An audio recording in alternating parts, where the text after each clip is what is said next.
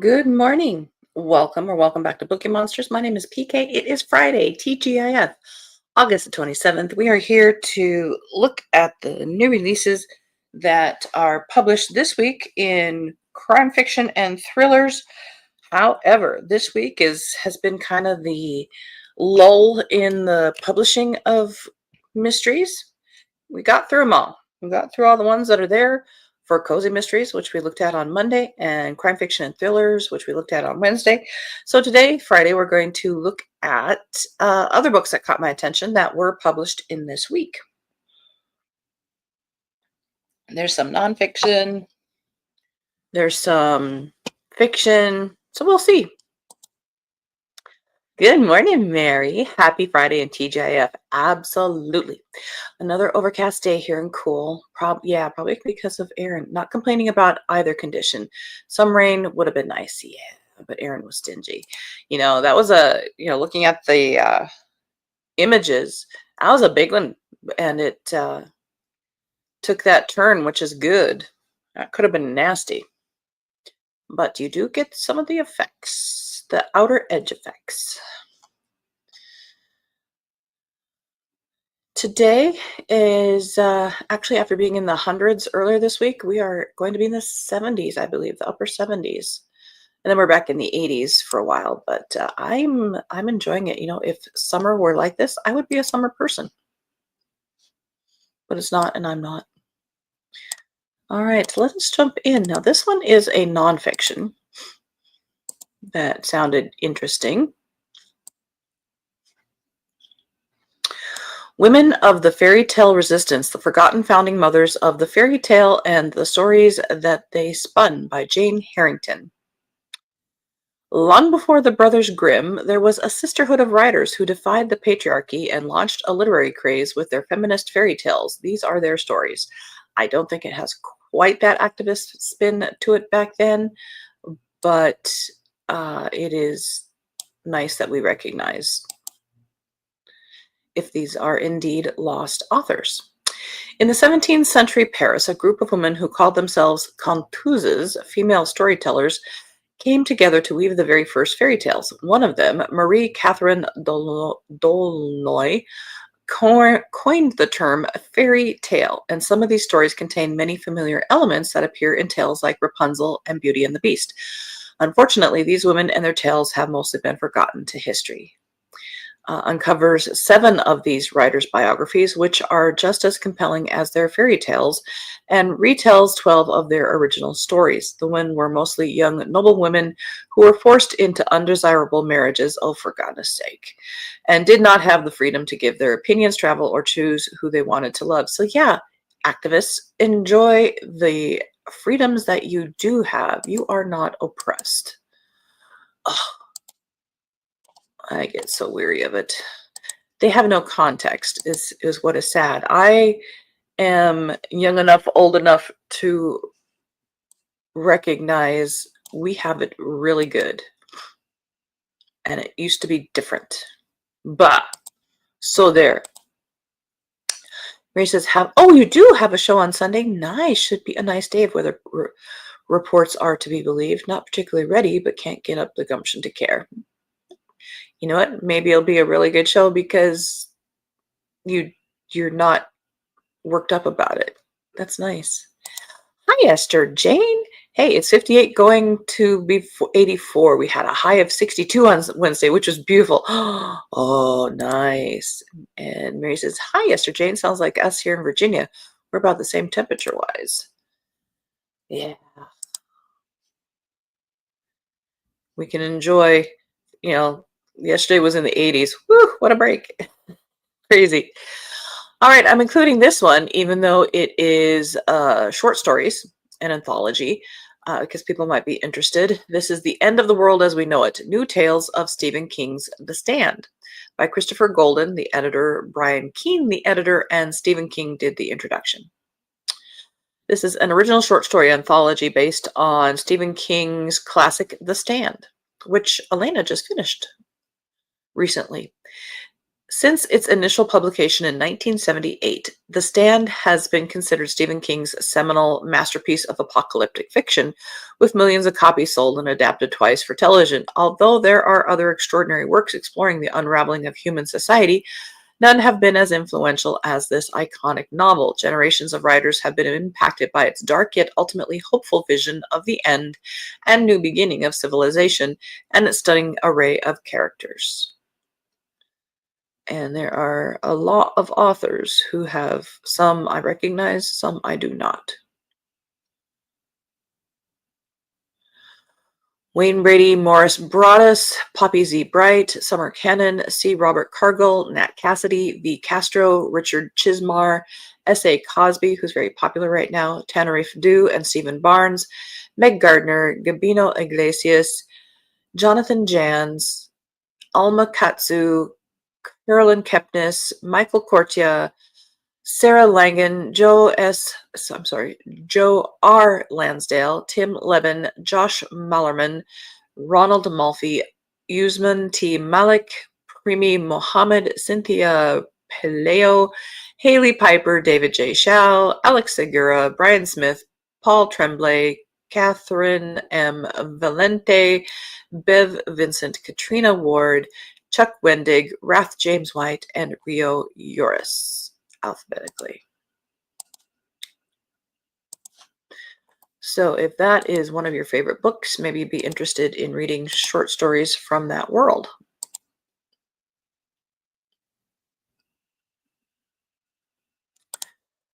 And Mary says, gosh, 1976 for The Stand. Hard to believe it's been that long. Yeah. And Esther Jane said, hi, Mary. Yes, nice for a change. Also on Wednesday, we got rain for the first time in a month and a half. Woo! But that was good. And Mary, these are central New York weather. Yes. She gets tons and tons of snow when it is the white stuff. All right. This next one I am including because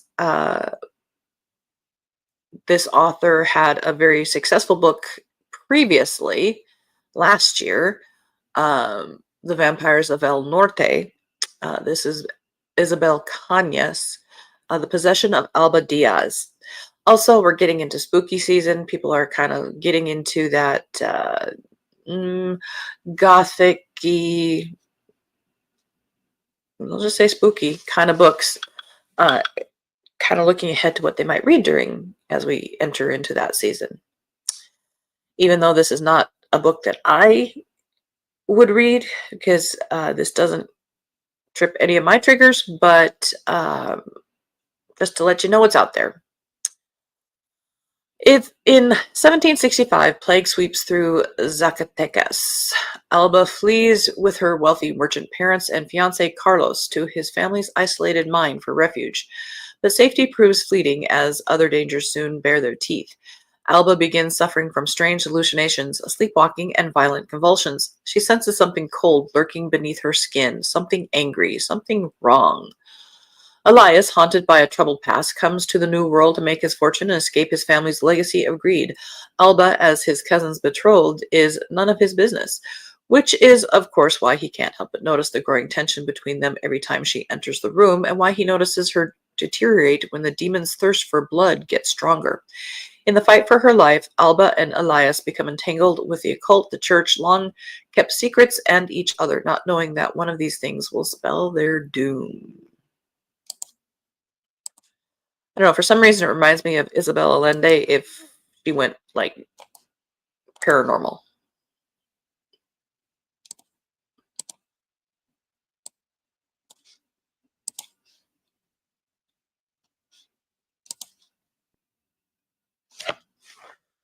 Why are you not charging?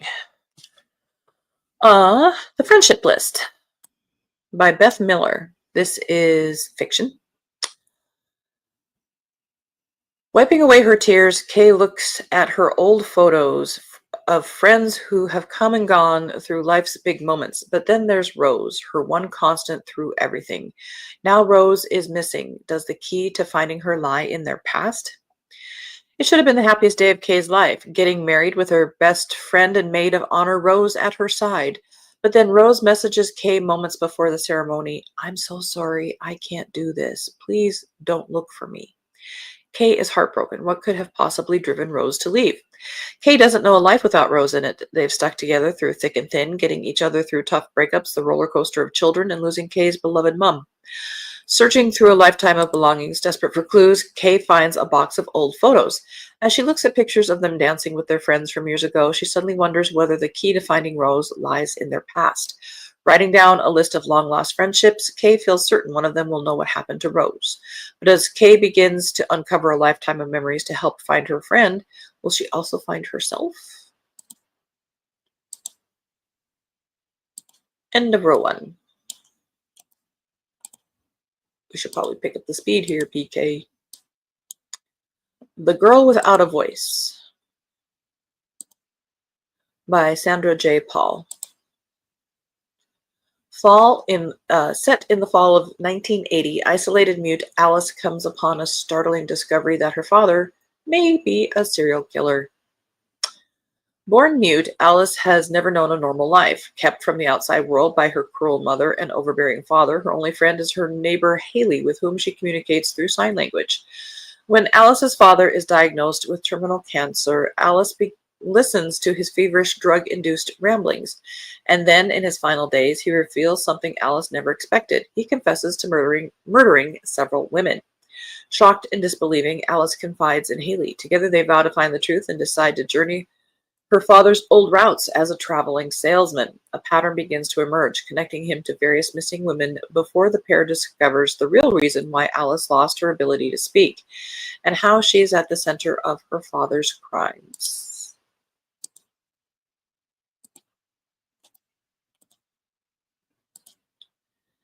The Last Assignment by Erica Roebuck. Manhattan, 1954. Apparently this character is a photojournalist. Since her arrest for disobeying orders and going ashore at Iwo Jima almost a decade earlier, combat correspondent Georgette Dickey Chappelle has been unmoored. Her military accreditation revoked, her marriage failing, and her savings dwindling. Dickey jumps at the next opportunity. In the aftermath of an assignment gone wrong, a flame is lit deep inside Dickey to survive in order to be the world's witness to war from the front lines. Never content to report on battles unless her own boots are on the ground, Dickey and her camera journey with American and international soldiers from the frozen wastelands to raging seas to luscious jungles, revealing one woman's extraordinary courage and tenacity in the face of discrimination and danger. And it's along the way, in Dickey's desire to save the world, she realizes she might also be saving herself.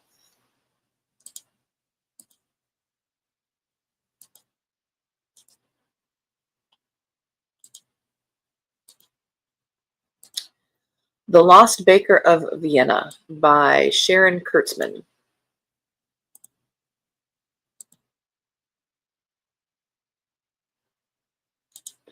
Where she says the girl without a voice sounds good. Very intriguing. In 2018, Zoe Rosenzweig is reeling after the loss of her beloved grandfather, a Holocaust survivor. She becomes obsessed with finding out what really happened to her family during the war. Vienna, 1946. Chana Rosenzweig has endured the horrors of war to find herself, her mother, and her younger brother, finally free in Vienna. But freedom doesn't look like they'd imagined it would as they struggle to make a living and stay safe. Despite the danger, Chana sneaks out most nights to return to the hotel kitchen where she works as a dishwasher, using the quiet nighttime hours to bake her late father's recipes. Soon, Chana finds herself caught in a dangerous love triangle, torn between the black market dealer who has offered marriage and protection and the apprentice baker who shares her passions. How will Chana balance her love of baking against her family's need for security?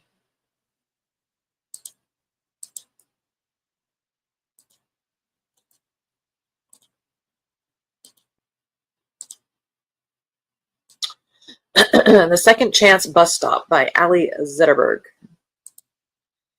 Edith has Alzheimer's. The idea that she will someday forget her son, her life, even herself, plagues her constantly. So there is something important she must do beforehand. She has to find Sven, the love of her life. She was supposed to meet on a bench excuse me, a bus bench 27 years ago and run away with. Her son Blade is struggling to keep an eye on her. His mother's full-time caregiver. He resents the fact that he gave up most of his life to look after her, but what wouldn't he do for his mother? Track down her decades-old flame before her mind fails her? Sure, he can do that. Sophia is fiercely working to keep her business afloat. Her uncle left his flower shop to her and her brothers after he died, and she needs to show her family that the business is worth saving. So when an opportunity comes along that takes her all over Sweden, she can't say no. While Edith is desperately trying to hold on to her memories, she discovers friendship as she sits daily at the bus stop. While Blade is out looking for Sven, he learns to embrace his relationship with his mother more fully. While Sophia is fighting to keep her dream alive, she comes to terms with the therapies that were forced upon her in response to her autism diagnosis. Wow, there's a lot to unpack in here. Life is happening all around them, and like in life, there's always still good to be found. And I apologize for stumbling over that. Don't know why. End of that row.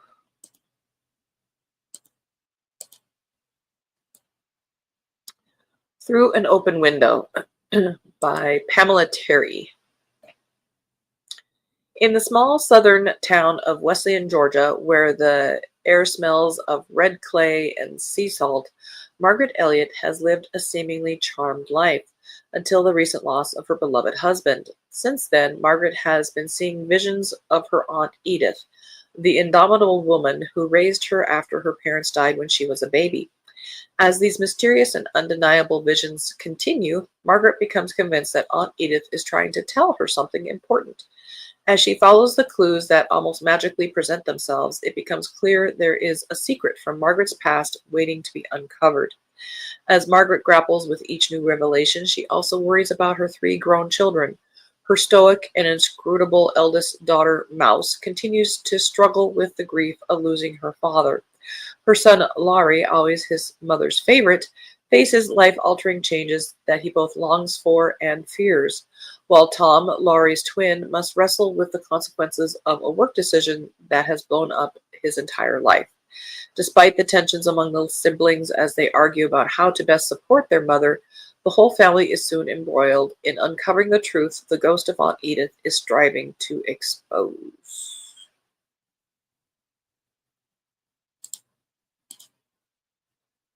Those are things that I just thought might be interesting.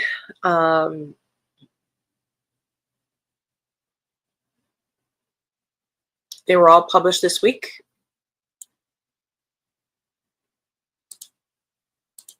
But again, it's been kind of a strange lull in the publishing of mysteries. So there wasn't as much as we usually try to race through. But I suppose that's okay. Let's just read. Looking ahead, we're probably back to regular levels of cozy mysteries at least next week. So it's just a temporary thing, and we will just embrace it and move on. All right. Well, thank you very much. I appreciate you. Mary, have a good show on Sunday. Just go there and enjoy and meet people. Keep your toes in the water, so to speak. I don't have any sprints tonight. I don't do them on Friday night, but our next sprints are tomorrow afternoon at 3 p.m. Eastern. They go for 5 hours. We do them every Tuesday and Thursday evenings and the Saturday afternoons. Hope you have a good weekend. I don't have anything planned other than the usual, which I'm okay with. Right after I get off here, though, I have to go pick up some donuts for our guys because we've got a truck to unload. Need to go get the mail, put the garbage out, all kinds of things. And then just have a good Friday, everybody.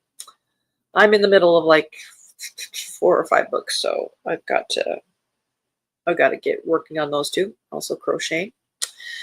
So again, thank you guys very much. Have a good day.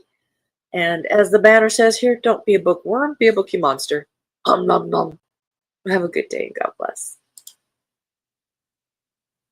Mary says, thanks. Hope you all have a great weekend. Enjoy your cooler temps, Esther Jane, and some fun, everyone. Absolutely. Back at you.